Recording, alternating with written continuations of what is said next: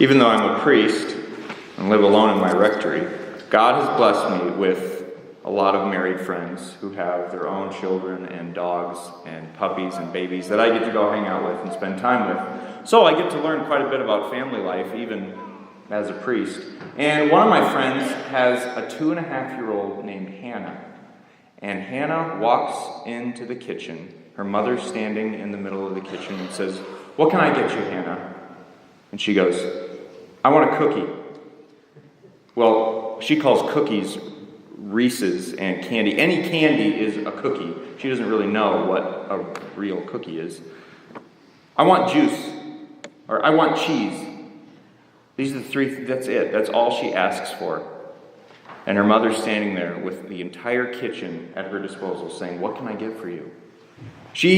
Hannah, has no idea that there is a full rack of ribs in the fridge just waiting to be smoked.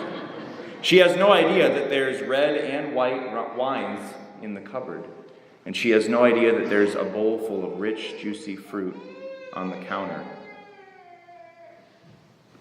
She also has no idea that unity and quality time with her mother is really what she should be asking for. We hear in the gospel today some more toddlers. James and John are acting like toddlers. Jesus is standing there with the entire kingdom of God at his disposal. Says, "What do you wish me to do for you?" And what do they say? "I want a cookie. I want cheese and juice. I want you to make me the greatest in the kingdom. I want you to give me power and honor and fame." And Jesus says, "You have no idea what you're asking." I can only imagine that he is like Hannah's mother, not really angry or judging of them, but just your mind is so small you have no idea what you could be asking for. Jesus in this gospel, I believe, is inviting us to pray. And as I've been reflecting over this passage the past week, I'm stuck on that one line of Jesus' words to us. "What do you wish me to do for you?"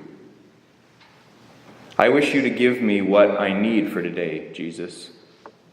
Okay, we can do bigger. We can be more creative. I wish for you to make me a servant, Jesus. Okay. Jesus, I want you to forgive me for falling into that same temptation again.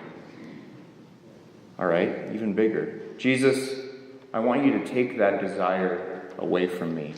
Jesus, help me to want you more than I want that sin. And finally, Jesus, I wish for unity with you in the kingdom of heaven. Jesus is standing there like a mother in a kitchen, just waiting to give us anything we want and need. But mostly, she wants to give herself to her daughter. Jesus will give us whatever bread we need for the day, whatever juice, cheese, or cookies we need or want. But really what he wants to give us is himself to feed us so that we can go and be servants to everyone else. We don't even have to ask it. He gives it to us every single Sunday in the Eucharist. We're about to eat his body and blood, and we didn't even know we were asking for it. This is the fuel that helps us to be servants, just like he was, and go and serve the world, so that we can be greatest, not in this world, but the greatest in the kingdom of heaven, and actually reign with him forever. So as we go forward into this 29th week of Ordinary Time, Jesus is inviting you to pray.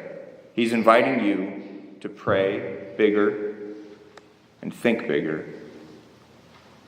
So what is it that you wish him to do for you?